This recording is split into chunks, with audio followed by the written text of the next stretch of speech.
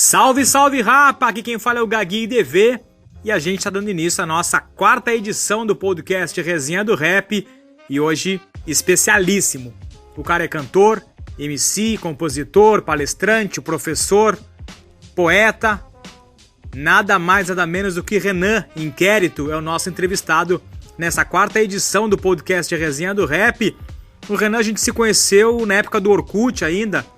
O Inquérito não havia nem lançado ainda o primeiro álbum, Mais Louco Que o Barato, e a gente já trocava ideia pelo Orkut. Me lembro que o Renan me mandou um CDR, na época não havia sido lançado ainda o CD do Inquérito, e ali já começou uma sintonia, uma admiração, um respeito, e a gente vem aí ao longo dos anos trocando ideias e agora chegando nesse estágio aí de trocar uma ideia para o podcast Resenha do Rap. A gente vai poder ouvir então as ideias do Renan, que a gente trocou uma ideia e traz para vocês então na quarta edição do podcast Resenha do Rap, diretamente do interior de São Paulo, Renan Inquérito.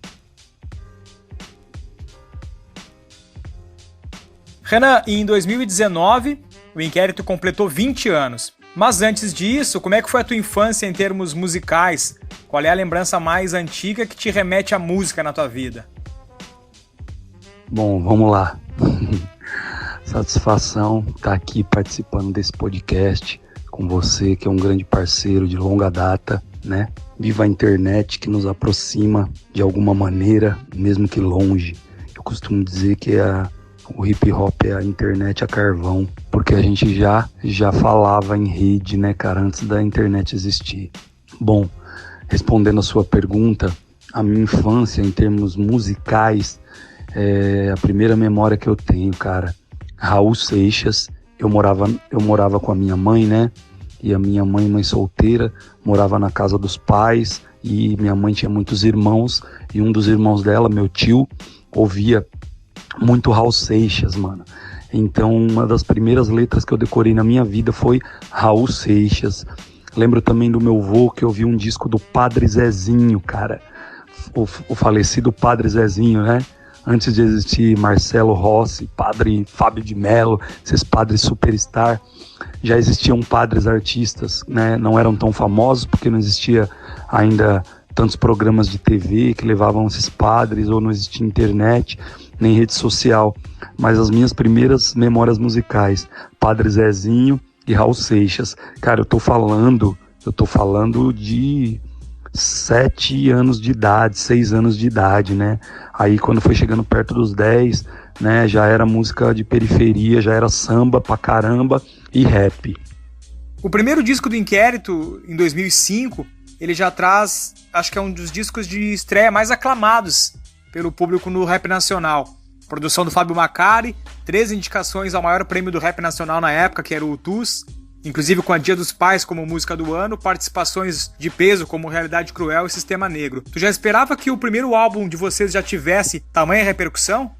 Caraca, né, mano? 2005 saiu o primeiro disco, só que na verdade esse disco, ele começa em 2003. Eu comecei a fazer esse disco em 2003 e ele era uma demo. E foi com essa demo que eu consegui convencer a gravadora na época a gravar meu disco. Então quando a gente foi pro estúdio com o Fábio Macari, na verdade, a gente partiu de 5 músicas que estavam nessa demo, que foram produzidas num barraco, mano, lá na favela do Flamengo, onde eu morava, pelo DJ Vande. Na época ele tinha um computador e tava começando a mexer no SoundForge, mano. Então era um disco feito só com samples, não tinha programação de bateria, não tinha nada, né? Mas foi da onde a gente partiu. 5 músicas dessa demo fazem parte desse disco. Inclusive a música que o Sistema Negro canta, Os Guerreiros da Nata, ela tava nessa demo, né? Anjo no Meio da Guerra tava nessa demo, Mais Louco Que o Barato tava nessa demo, Sonhar é Viver tava nessa demo já, ali com o sample do Marvin Gaye e da Diana Ross, né? Então assim, mano, enfim... O Realidade Cruel e o Sistema Negro participaram desse disco como uma coisa muito natural, porque eu abri os shows do Realidade Cruel por muitos anos, a gente é da mesma quebrada aqui no interior, né? E o Sistema Negro, porque durante alguns meses eu praticamente fiz parte do Sistema Negro. Eu colava nos ensaios, eu ajudava nas letras, né, mano? Nós criamos uma parceria, assim, e enfim, A parceria teve que até se romper quando eu fui lançar o meu primeiro disco, porque aí eu fui correr atrás das minhas coisas. Mas durante ali alguns meses eu colei muito com os caras. Então foi meio que natural. Agora, eu não tinha noção nenhuma do que isso ia acontecer, né? Porque você vê, quando eu comecei a cantar rap eu tinha 12 anos, mano. Com 15 anos eu gravei com o Gog. Com 15 anos eu gravei a música Rap Treme o Chão. O ano era 99 para 2000 e o disco do Realidade Cruel tinha uma música chamada Rap Treme o Chão, que tinha participação do Renan e do Gog. Então eu era um moleque, cara, não tinha noção nenhuma, era um sonho, cara, cantar era um sonho. Não sabia onde isso ia chegar, tá ligado? Não tinha nem noção, não sabia nem que era Rutus, premiação, nada disso. Depois, Renan, e acredito que é a parte mais difícil, né? Que é num segundo trabalho tu manter o sucesso e a expectativa gerada em cima do grupo, com a construção do álbum Um Segundo é Pouco. Nesse já se percebe uma característica que, na verdade, a partir dele, deu a tônica ao teu trabalho até hoje, né? Que é a musicalidade, as misturas que vocês conseguem trazer a cada disco lançado. Já era, como se percebe realmente um cuidado assim na hora de compor e produzir, ter essa musicalidade aflorada para atingir um público fora do nicho do rap? E aí vem o segundo disco, né? A responsa de fazer um disco melhor que o primeiro, né? Mas você nunca pensa no segundo quando você faz o primeiro. E aí quando chegou o segundo, eu fiquei muito nessa, o que eu vou fazer para mudar? E eu não queria mudar só as letras, eu queria mudar os sons. Então a gente tenta trazer músicos. E na verdade foram músicos que eram parte do nosso convívio familiar, de vizinhança. Então assim, um tio meu que toca na igreja foi quem tocou os violões, inclusive um outro tio meu que é músico, né, que toca rock, foi quem tocou os baixos. Tocou até algumas coisas de teclado, porque o Fábio Macari, ele era produtor, mas ele não tocava nenhum instrumento, então a gente teve que trazer esses músicos. Trouxemos um parceiro aqui que tocava na fanfarra, mano, foi uma doideira, assim. O fulano toca campainha, traz, fulano toca qualquer coisa, mano, nós trazia. E aí, assim, é um disco que ele tinha essa intenção de ser mais musical. Olhando para ele hoje, eu vejo que tecnicamente ele foi até bem pobre, porque a gente não tinha muitos recursos. E pra você ter uma ideia, a gente levou vários músicos pro estúdio, e aí o programa, né, a sessão da música começou a ficar com vários canais. Cada instrumento que você põe é um novo canal. Chegou uma hora, o computador do Macari, que era o produtor, não aguentava mais pôr canal. Não tinha mais como pôr pista, o computador travou. O programa era pirata, mano. Aí o Macari falou: Renan, nós vamos ter que parar de pôr instrumento, porque senão o computador não vai aguentar carregar. E aí, mano, o disco ficou limitado do ponto de vista musical, inclusive, por falta de recurso técnico, mano. Nós tivemos que parar de pôr instrumento que o computador não aguentava mais. Mas ali começa um embrião do que vai se tornar uma das características do trabalho do Inquérito, que é fazer um rap sempre trazendo vários músicos, sendo mais musical. A gente vai conseguir concretizar isso mais tarde com o trabalho do DJ Du. E aí, só complementando ainda essa pergunta, né? E uma coisa é a teoria, a gente queria fazer coisas, outra coisa é a realidade, a gente poder fazer coisas. Então, quando eu fiz Um Segundo é Pouco, pra você ter uma ideia, eu coloquei a Nicole, que era a única mulher do grupo, na linha de frente da maioria das músicas. E também nas próprias imagens. A gente queria construir um grupo de rap onde uma mulher não fosse só um back vocal, onde ela fosse também uma pessoa que fosse protagonista, né, da caminhada. Então nas fotos você vê que a Nicole tá na linha de frente, ela canta em todas as músicas. E inclusive, né, a gente queria ser meio um Fugees, um Black Eyed Peas, né, aquele sonho. E só que aí a realidade foi nos levando para outro caminho, né? Por exemplo, no próximo disco, a Nicole saiu. E aí eu tive que conseguir dar conta disso, né? Não tinha mais uma mulher no grupo, não tinha mais como continuar aquilo, eu tive que mudar totalmente. E em 2010, já sem a Nicole, vem o álbum Mudança, recheado com várias participações especiais. A saída da Nicole fez com que vocês precisassem se reinventar? Como é que foi compor e produzir esse terceiro disco tendo uma formação diferente devido à saída da Nicole? E aí o disco Um Segundo é Pouco, ele saiu em agosto de 2008. Quando foi em janeiro ou fevereiro de 2009, ou seja, pouquíssimos meses depois do lançamento, a Nicole sai do inquérito. E aí a Nicole saiu e eu fui com o Pop lá em Votuporanga, no estúdio Rima Cruz, do nosso parceiro Marcelo Gersh, vulgo DJ Morgado. O Pop tava fazendo o disco dele e eu resolvi fazer 2 músicas lá só pra afogar as mágoas. Tava meio triste com a saída da Nicole, e aí o que eu vou fazer agora? Ela canta em todas as músicas e tal. E apenas 6 meses depois eu tive essa experiência e fiz 2 músicas. Elas se chamam Mr. M e a outra chama Meu Super-Herói. Quando eu fiz essas 2 músicas, eu falei, mano, eu acho que eu posso fazer um disco inteiro, né? Vamos fazer um disco inteiro, vamos desvincular isso que a gente fez no disco anterior, que era o papel feminino na linha de frente. Eu vou tentar fazer um disco mais com a minha cara mesmo.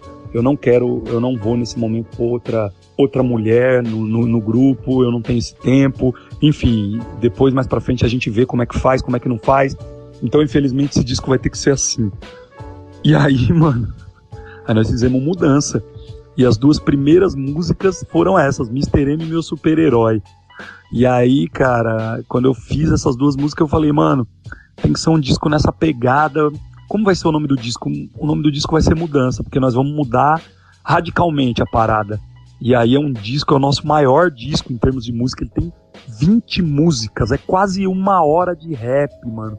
E tem participação do Realidade Cruel, do Dexter, do Rapadura, enfim, do KGB. É um disco que ia ser um divisor de água na nossa carreira.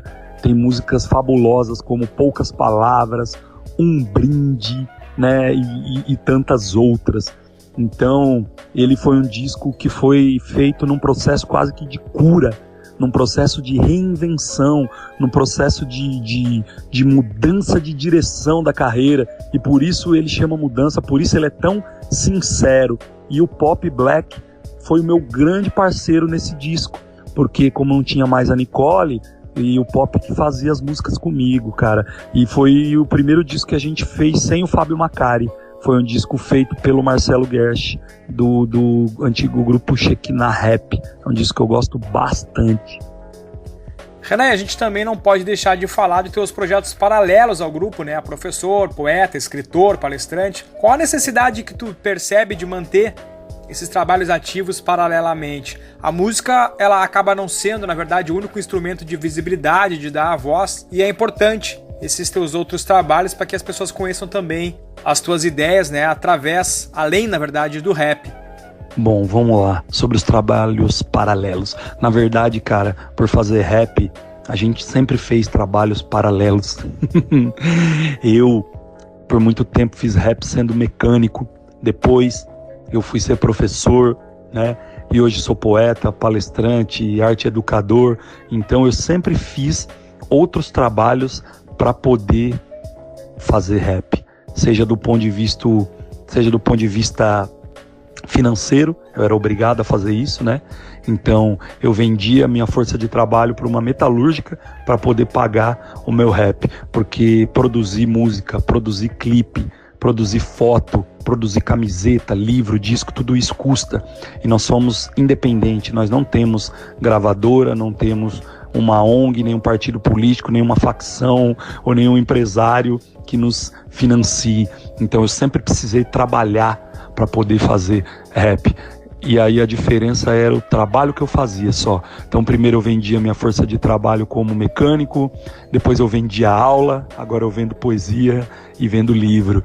E hoje, graças a muito esforço, o trabalho que eu faço para poder fazer rap é um trabalho que é muito próximo do meu rap. Então eu fui, né, criando esse caminho. E ainda bem que o trabalho que eu faço hoje, ele retroalimenta o meu trabalho do rap. E o meu trabalho do rap também alimenta esse trabalho. Então é uma coisa que está muito ligada. O Renan, ele foi trabalhar como professor graças às mensagens que ele ouvia do rap, né? O escudo é o escudo, o Og dizia. Então foi a partir disso que eu quis ser professor. e depois que ser poeta, foi o rap que fez eu fazer todo esse caminho, e hoje é esse caminho que ampara o meu rap. E eu não separo o Renan professor do Renan poeta, do Renan rapper, do Renan arte educador. Quando eu vou dar uma aula, eu vou com a mesma roupa que eu uso quando eu vou cantar rap. Eu não vou pôr uma fantasia de rapper, depois uma fantasia de professor, uma fantasia de poeta. Não, é o mesmo figurino, é o mesmo corpo, é a mesma mente, é o mesmo coração, a mesma alma, um só. Cara, e tu tem uma particularidade muito forte no teu trabalho também, que são as letras com sentido duplo, com analogias, com comparações de palavras e fatos, que na verdade te tornam único, né? Te fazem referência nesse sentido e nessa forma de escrever e de compor o rap. Isso tudo se conquista com a prática da leitura, mas também vem da sagacidade, né? Do teu raciocínio rápido. Como é que surgiu essa forma de escrita pra ti? Foi uma coisa que rolou naturalmente ou foi realmente uma brecha que tu aproveitou para te tornar diferente dos demais? Cara, agora falando das letras, né? A primeira coisa que me chamou atenção no rap quando eu vi foram as letras.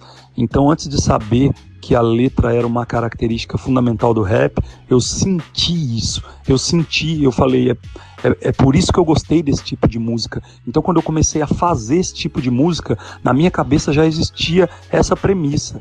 As letras têm que ser o principal. Depois eu fui entender, né, que precisava ter uma musicalidade também, que acima de tudo é música, não é palestra. Então, a letra tem uma característica forte, mas a musicalidade também não pode deixar a desejar. E aí eu entrei no rap fisgado pelas letras. Eu comecei a escrever rap achando que essa era uma obrigatoriedade. Então isso se construiu de forma muito sólida em mim. Isso foi uma base, foi um alicerce. Depois, quando eu comecei a erguer as paredes, elas só seguiram o que o alicerce já tinha estabelecido, entendeu? Então, como eu entrei pensando nisso, como eu entrei por isso, isso acabou ficando como uma coisa automática, né? É lógico que depois você vai aprimorando, de tanto ler, de tanto ouvir, né? Eu vou contar uma coisa aqui pra você, cara. Uma das minhas técnicas para aprimorar a escrita é justamente ouvir coisas e perceber o que as pessoas não fizeram. Então eu ouço um outro rap, ou eu leio uma poesia, ou eu vejo um filme, qualquer coisa que eu vejo, eu olho, eu sou impactado por aquilo me alimenta, mas sobretudo eu já vislumbro uma continuidade a partir daquilo. Eu falei, o cara falou isso aqui, foi tão legal, mas ele podia ter continuado e falado isso, né? E feito isso, por que ele não fez, cara? Né? Acho que ele não sacou, eu vou usar isso, entendeu?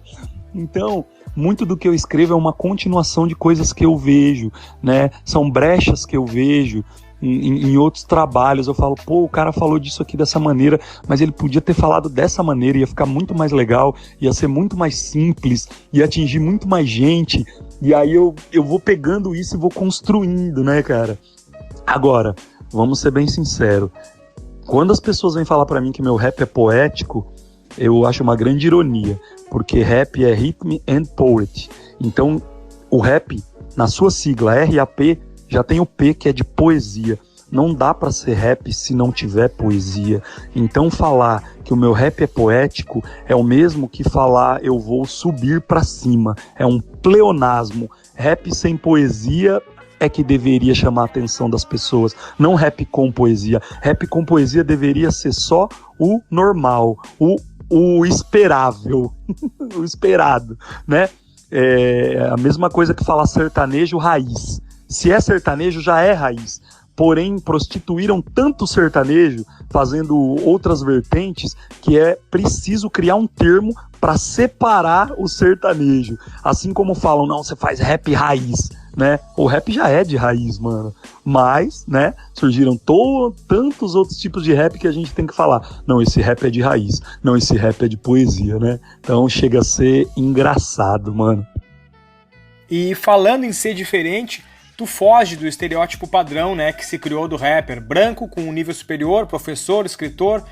Hoje o rap parece reafirmar o seu espaço de luta, né, e pertencimento racial, com a preocupação de manter ainda sob o domínio da juventude negra uma das ferramentas de afirmação da raça, como é o rap. Como é que tu vê esse atual momento do rap brasileiro? Bom, é louco isso, porque quando eu comecei a cantar rap eu tinha 13 anos, morador de periferia, certo?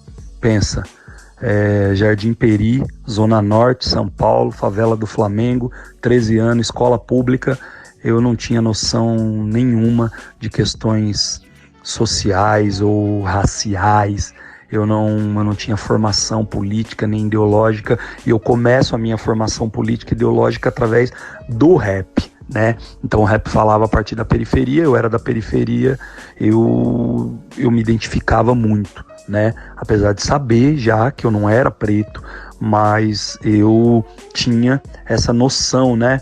Porque os meus amigos eram pretos, meus vizinhos, né? Todos, eu vivia ali com eles e eu tinha essa noção. Então, é muito louco, porque eu me identifiquei com toda essa causa sem ter muito bem a noção disso. E aí eu fui escrevendo, fui amadurecendo, eu fui formado pelo rap. E na época em que eu começo a cantar rap, era muito forte a questão racial, com o próprio DMN, né, cada vez mais preto, com o próprio Racionais, Racistas Otários e tantos outros. E eu, cara, como um moleque contagiado por aquilo, eu simplesmente não pensei, não separei, eu mergulhei de cabeça, né? Tanto que escrevi muitas letras depois, como Nego Negou, Eu Só Peço a Deus, né? No próprio Inquérito, mano, todas as formações também, todo mundo preto, só eu branco. O primeiro grupo de rap que eu fiz parte, antes do Inquérito, chamava Estilo Negro, mano. E eu era o único branco do grupo, então eu sempre tive no meio, sempre tive envolvido, né, com isso, sempre me senti parte. Lógico que sempre, hoje ainda mais, com um discernimento maior sobre isso, eu hoje ainda mais ciente do meu lugar de fala, né, ciente de não querer ser protagonista de uma história que não é minha, mas ciente de que eu sou um parceiro de luta também, né? Eu hoje vejo isso de uma forma mais, como eu posso dizer assim, mais evidente do que eu via naquela época. E eu acho da hora o rap retomar isso, porque perdeu, né? A gente falou aí na questão anterior que o rap foi perdendo a poesia ao longo do tempo e perdeu também essa temática racial, sobretudo com a invasão das igrejas evangélicas também na periferia, que começa a demonizar as religiões de matrizes africanas, né? Então, um candomblé, uma umbanda simplesmente é colocado de forma pejorativa como macumba, como feitiçaria, coisa do diabo, né? E aí, por muito tempo, o rap abraçou essas ideias de alguma forma também. E aí, no atual período, eu vejo, né, um rap totalmente diferente. A gente vê um rap classe média, branco, e só que você vê também surgir por parte de outros rappers essa reafirmação da questão racial, das religiões de matriz africana, né, inclusive com rappers que são famosos, vamos dizer assim, que atingiram o mainstream. Você vê o próprio Emicida tem músicas sobre a questão racial muito fortes, como Eminência Parda, né, ou Boa Esperança e tantas outras. Então, eu acho muito importante reafirmar isso. Eu trago isso comigo, porque as pessoas que estão comigo hoje no Inquérito, o DJ Du e o Pop, trazem isso muito forte. Eu aprendo muito com eles também, né? Então é todo um aprendizado. Agora a questão do nível superior que você falou é muito louco, porque eu entrei na universidade, eu tinha 23 anos, né? A maioria dos alunos da minha sala tinha 17, 18. Eu já tinha percorrido um outro caminho, escola pública, sempre trabalhei a vida toda. Eu era mecânico, na época que eu entrei na universidade eu larguei a metalúrgica para poder estudar. Então eu não era um universitário no meio do rap, nunca fui. Eu sou um rapper que invadiu a universidade, tá ligado? E eu acho que isso é muito importante de se dizer, cara. E eu usei a universidade em todos os sentidos que essa palavra pode ter, cara. E ela foi importante para minha formação, ela foi importante para minha ascensão.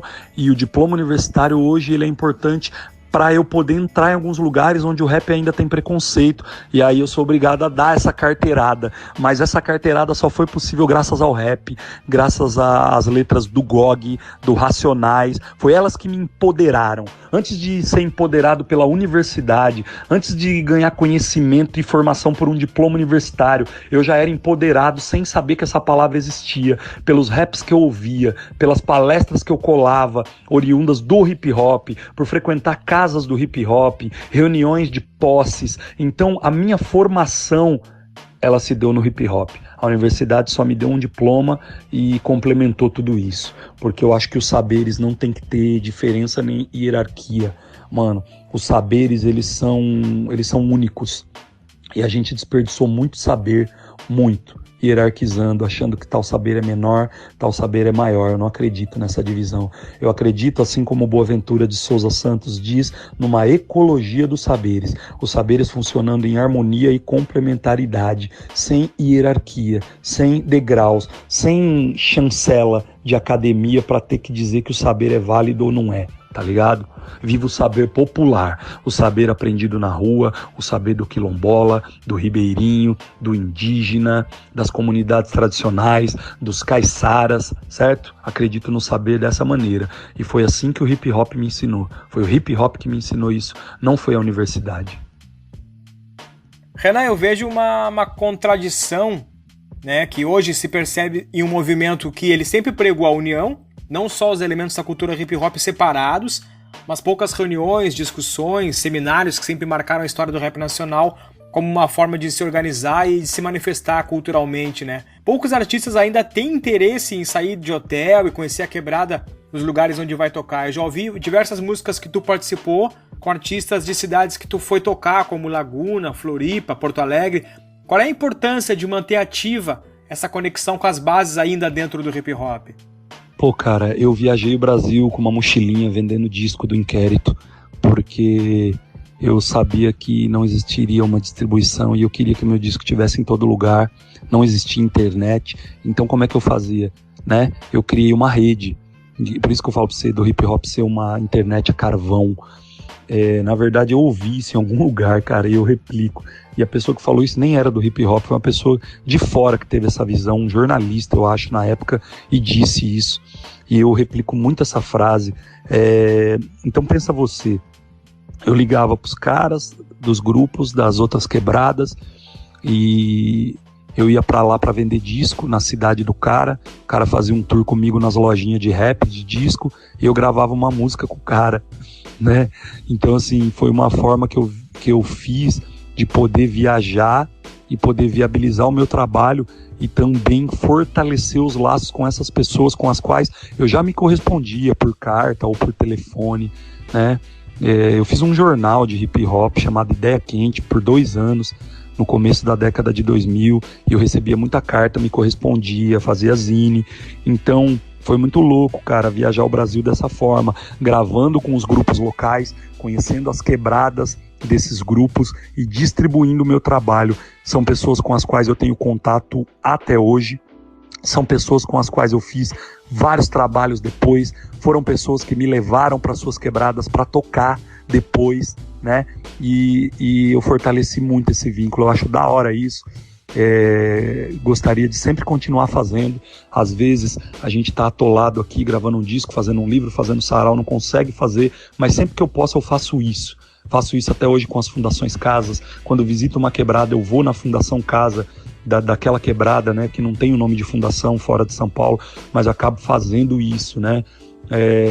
Infelizmente, quando o rap virou uma coisa assim mais mainstream, mais artista, separando o artista do público, isso se perdeu um pouco, né? Eu acho que é o seguinte, mano, eu acho que cada um é cada um, você tem que fazer se você tiver vontade, você não tem que fazer por obrigação ou pra postar selfie. Se for um bagulho verdadeiro, um bagulho que for mesmo da sua índole, do seu coração, você tem que fazer.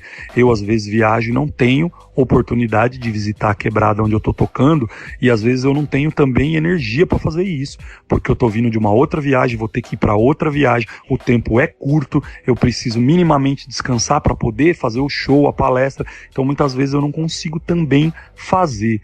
E eu acho que tem que ser feito de uma maneira natural, não de uma maneira poser de ser, tá ligado? Eu acredito assim. Falando ainda sobre essas bases do hip hop, tu teve alguns trabalhos realizados em alguns países da América Latina, inclusive tendo a oportunidade de gravar um clipe em Cuba. Como é que foi essa tua ida até lá e como é que foi gravar o clipe da música Uma Só Voz? Eu sei que tiveram vários perrengues e um clipe gravado em tempo recorde, né, Renan? Cara, foi louco. Em 2015 eu tive a oportunidade de ir para Cuba participar de um congresso lá e eu fui para expor um trabalho meu e aí eu já conhecia um mano que era cubano, que fazia parte desse grupo, mas não vivia mais em Cuba. E eu pedi para que ele fizesse a ponte para mim. Então, quando eu chego em Cuba, no dia que eu chego, naquela noite, a gente vai pro estúdio gravar a música com os caras. Eu levei o beat pronto já daqui, o DJ Duque produziu, nosso DJ e produtor. Eu chego lá com o beat pronto, os caras escreveram na hora, eu terminei de escrever também na hora. Aí a gente vai pra gravar a voz numa noite e gravar o clipe no outro dia de manhã, cara. Foi tão corrido que na hora de gravar o clipe a gente não tinha a letra decorada. Então a gente teve que ficar gravando vários takes, porque a gente começava a gravar e esquecia a letra, então tinha que voltar, tá ligado? Então foi um bagulho em tempo recorde. Foi gravado com uma GoPro, mano. Mas foi uma experiência, assim, que foi fundamental de ter sido registrada. Eu andei pelas ruas de Havana, eu entrei nas casas das pessoas para usar a tomada, para poder carregar os equipamentos, para conversar com as pessoas. Eu subi na casa das pessoas, porque a gente usou a laje das pessoas para gravar algumas cenas, então eu subia na casa das pessoas, cara, muito louco, foi uma experiência doida de estar gravando na rua e as pessoas aglomerarem, sem me conhecer, sem saber quem eu era, as pessoas começavam a cantar junto, a dançar junto. Tem uma cena no clipe que mostra isso, inclusive, foi tudo espontâneo, não teve preparação de locação, não teve nada, mano, foi na raça. E aí mais tarde a gente foi fazer um show na Argentina e eu quis fazer isso lá também.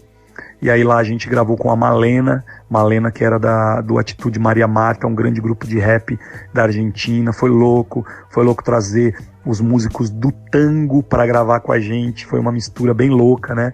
Aí saiu a canção Madre Tierra e eu gostaria de continuar fazendo isso por outros países do planeta, né? Mais tarde eu consegui gravar com rappers de Cabo Verde, com rappers da Angola, né? Não dessa forma como foi Uma Só Voz e Madre Terra, mas eu acho que é uma grande continuação.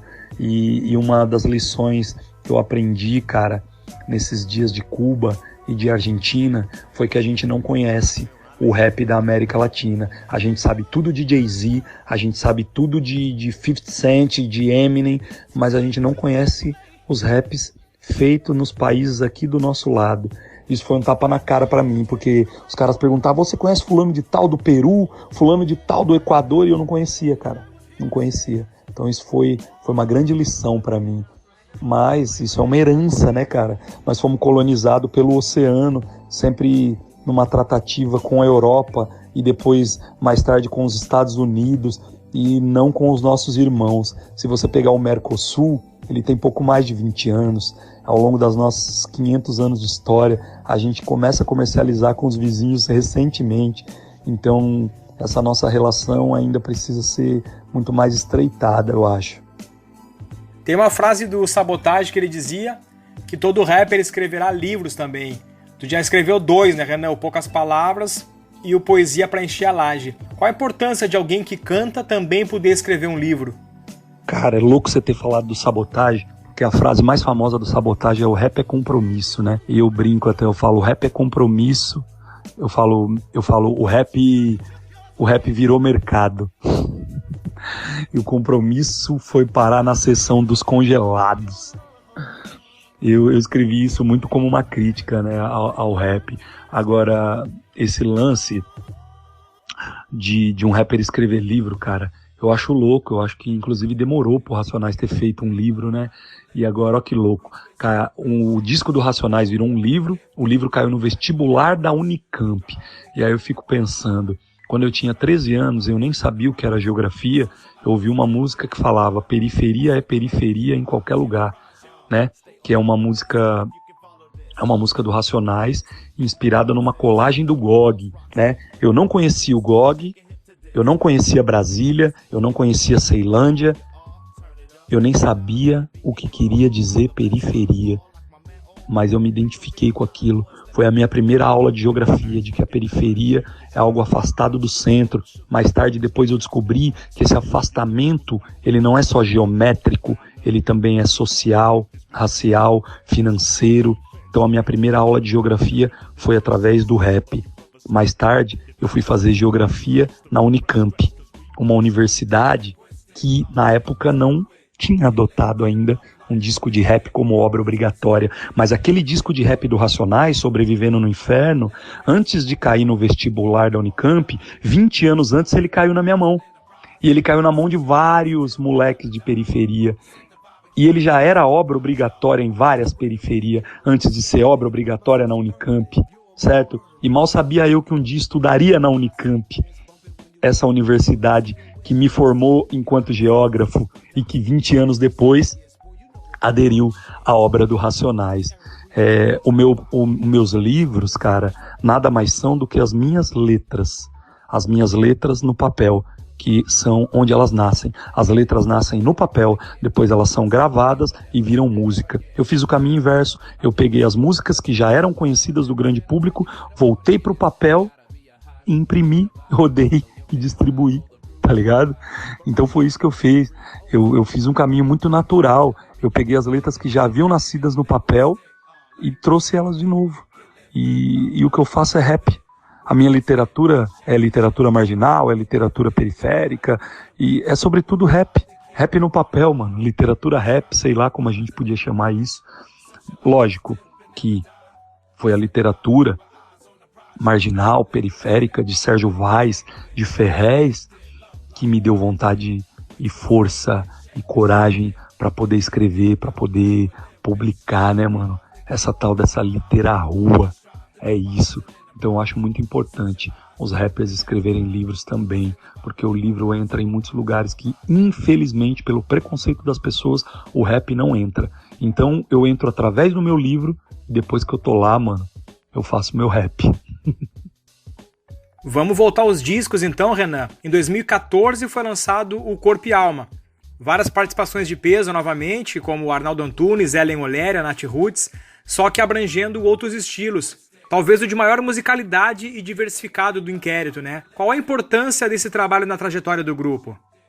Vamos lá, disco Corpo e Alma. Esse disco, ele podia chamar Mudança Parte 2, né? Porque continua trazendo uma mudança muito grande, né? Por exemplo, é o primeiro disco que a gente produz com o DJ Du, que é o nosso DJ, né? É um dos primeiros discos dele, inclusive, como produtor. Então a gente muda o produtor. Então tem uma mudança grande aí, né? Por ter mudado o produtor. Continua com aquela ideia de trazer instrumentos atrelado às programações eletrônicas e aos samples, mas aí agora a gente já tem um computador melhor, já consegue trazer músicos mais variados, instrumentos mais variados, já consegue dar um up nisso aí. E as participações também, porque à medida que a gente vai tendo uma trajetória no cenário, a gente vai também tendo acesso a outras pessoas, e aí a gente consegue trazer a Ellen Oléria, consegue trazer o Nath Roots, consegue trazer o Arnaldo Antunes, ou seja, a gente continua trazendo participações, mas participações que têm um trabalho muito consolidado e que vão agregar um valor no nosso trabalho, né? Muito louco quando um fã de Arnaldo Antunes ouve o Inquérito e sem conhecer rap, mas vê que o Arnaldo tá ali, isso também legitima um pouco o nosso trabalho. Não que a gente precise disso para o nosso trabalho ser legitimado, mas a gente, quando grava com Arnaldo Antunes, com Nath Roots, consegue atingir um público fora do rap, né? E eu acho isso legal, porque eu não faço rap só para as pessoas que ouvem rap ou que cantam rap. É igual o crente que só prega pro crente. O crente tem que pregar, mano, pro não crente. Sobretudo esse é o grande desafio. Então eu quero cantar cada vez mais para as pessoas que ouvem rap, mas também para as pessoas que não ouvem rap, para as pessoas que não conhecem o rap, que têm preconceito com o rap, para que elas conheçam, para que elas entendam para que elas percebam de uma vez por todas que o rap é também música, tanto quanto outras músicas, e a gente vem provando isso à medida que tem também condições de gravar com essas pessoas, de ter uma qualidade técnica mais apurada. Eu não quero que o meu disco fique devendo em nada para um outro disco de música, de rock, ou de samba ou de sertanejo, para que o cara ouve e fala, mas tudo bem, vai, não é tão bom, porque é de rap. Você é louco, mano. Eu quero que o meu disco seja tão foda quanto um disco de uma outra banda que não é de rap. Eu não quero deixar a desejar em nada, em qualidade técnica, sonora, lírica, poética. Eu quero que o meu disco seja tão foda quanto. E o Corpo e Alma é isso, mano. É pra mostrar, ó, isso aqui é rap, rap de quebrada, certo? Rap brasileiro, feito com música brasileira, com cantores e instrumentistas brasileiros. Tem uma influência norte-americana? Tem, porque o rap nasceu lá, mas, mano, isso aqui é um rap com a nossa cara. E eu acho que o Corpo e Alma é isso. Ele vem ali e mostra toda a nossa maturidade, todo o nosso amadurecimento enquanto seres humanos, enquanto pessoas e, sobretudo, enquanto pessoas críticas também desse mundo que tá aí, né? E a música tem que refletir isso. Eu acho que ele consegue musicalmente trazer tudo isso aí que eu falei. Em 2018, Tungstênio. Revendo a tua discografia, tu te sente orgulhoso por ter dado ao hip hop, a cada trabalho lançado, uma contribuição que hoje te coloca como um dos caras da linha de frente do rap nacional? Aí você faz um disco como Corpo e Alma. Aí você fica pensando depois, o que eu vou fazer agora? Eu não tenho ideia de como fazer algo que seja uma continuação disso, algo que não seja chover no molhado, algo que não seja mais do mesmo. E aí por isso que eu demorei tanto tempo. Eu demorei 4 anos para lançar outro disco, porque ao longo desses 4 anos eu fui amadurecendo, eu fui pensando, e o que me fez ter certeza que eu podia lançar outro disco foi a primeira música que a gente gravou depois do Corpo e Alma. Fora essas experiências internacionais, né, na Argentina, em Cuba, a primeira música foi a música Lição de Casa. Quando eu fiz a música Lição de Casa, em 2017, mais ou menos, eu comecei a fazer essa música.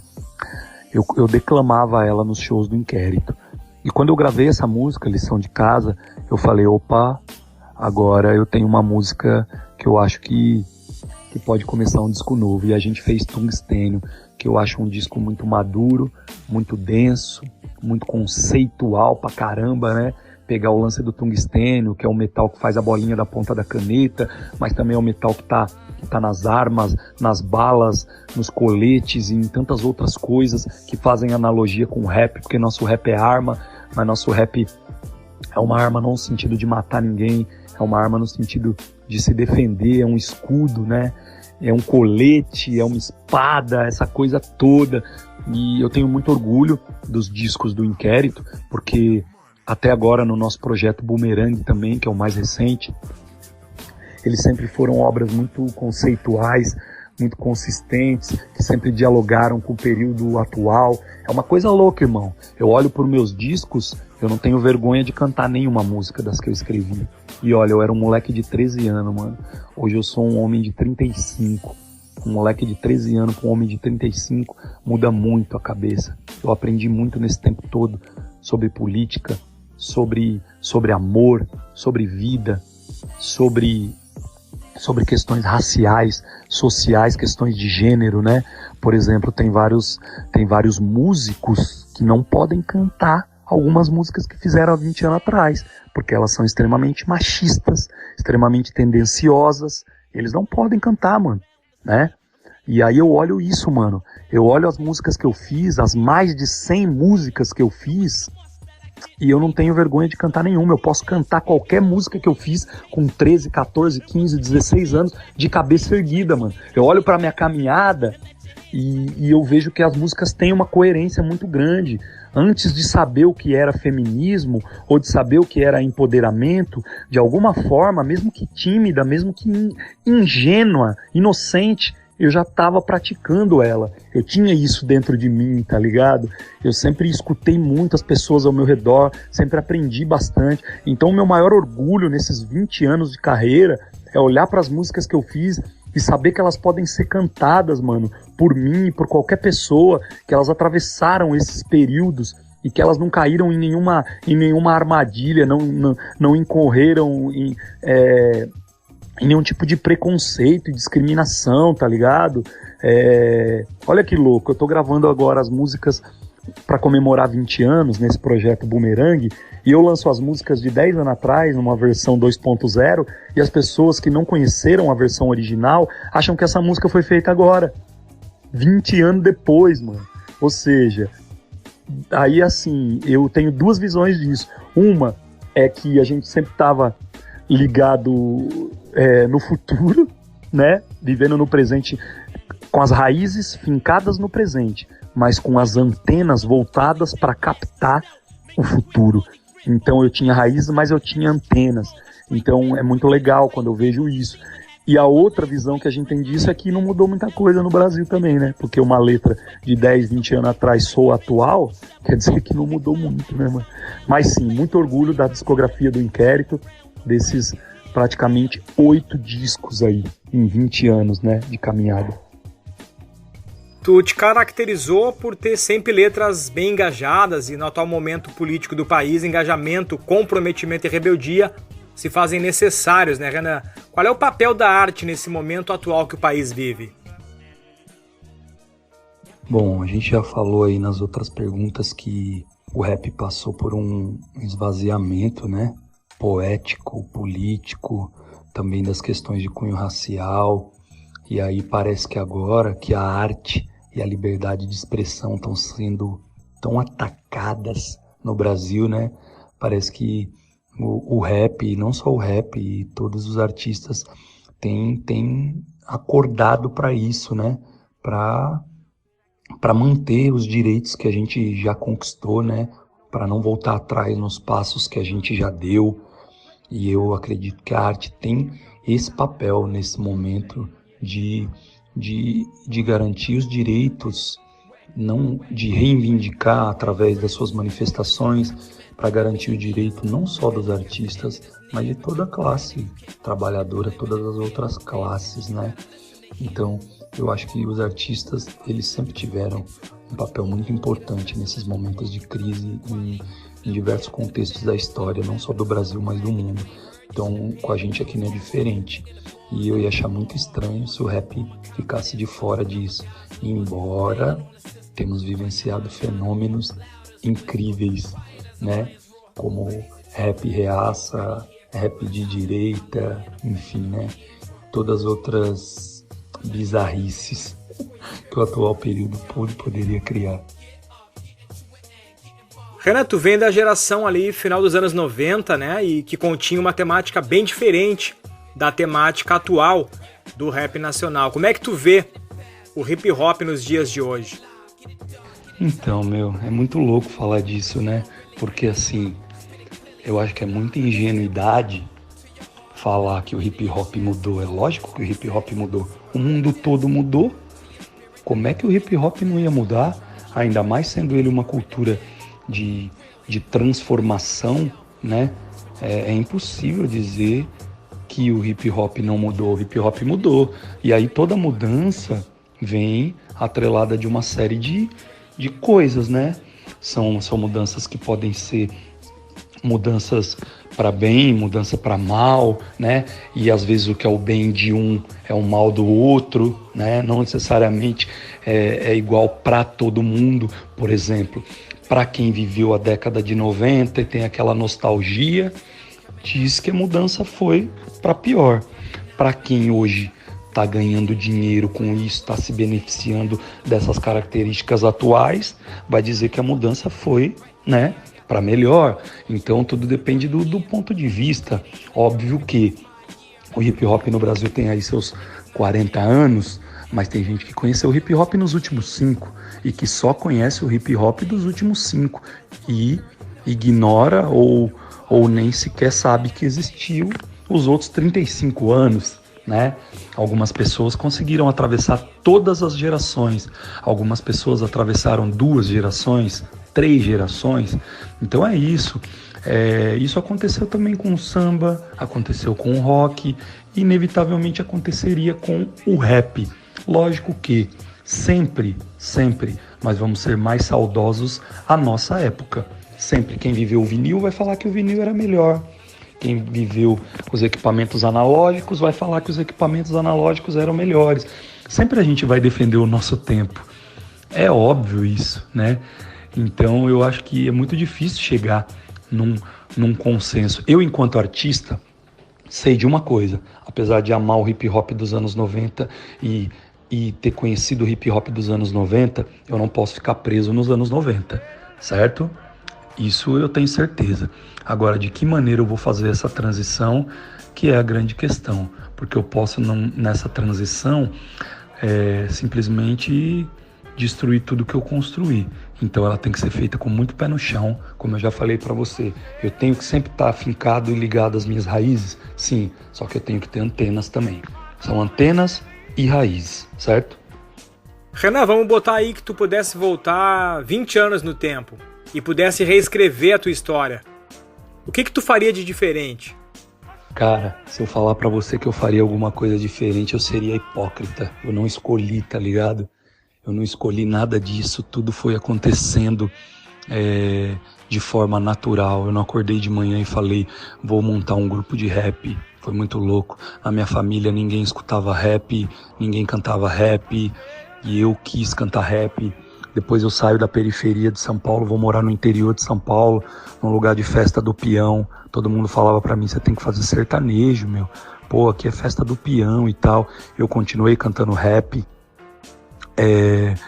Eu nunca pensei em fazer um disco e ganhar prêmio e fazer e viajar. Na verdade era um sonho de criança de fazer algo alimentado pelaquela energia que as crianças e os adolescentes têm, certo? Foi isso que foi o meu combustível, aquela sede de mudar o mundo, mesmo hoje estando mais velho, mais pé no chão, talvez menos romântico, menos otimista com algumas coisas, mas eu vou beber daquele moleque lá direto quando eu preciso, daqueles sonhos, daquela esperança daquele moleque, porque foram eles que me fizeram ser a pessoa que eu sou hoje, e eu não posso ser uma pessoa amargurada, desesperançosa e pessimista, saca? Eu tenho que respeitar a minha própria trajetória, os meus próprios combustíveis, as minhas próprias alavancas aí, tá ligado?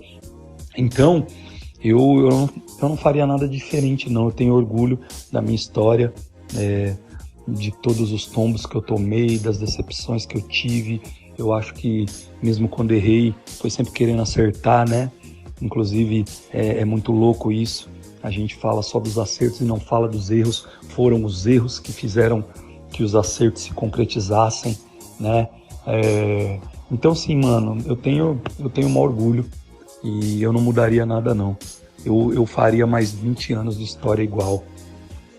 Renan, por fim, quero te agradecer por nos dar essa honra de conceder essa entrevista para o Resenha do Rap, e deixo aí o microfone aberto, né? Espaço final para ti deixar a tua mensagem derradeira nessa nossa entrevista aí. Mais uma vez te agradecer, né, por abrilhantar essa nossa edição do podcast Resenha do Rap com um dos maiores letristas, um dos caras mais importantes na atual cena do rap nacional. Muito obrigado mesmo de coração, Renan. Abração. E por fim, eu quero agradecer aí, certo? Pelo convite, pelo carinho que tem comigo, com a minha carreira, com a minha obra, certo? Só agradeço a lembrança, né? E é isso, mano. Inquérito, fazendo mudança de corpo e alma, resistente como tungstênio e armado de um bumerangue. É isso. Tamo junto. Só vou desistir, abortar a missão quando a educação virar ostentação.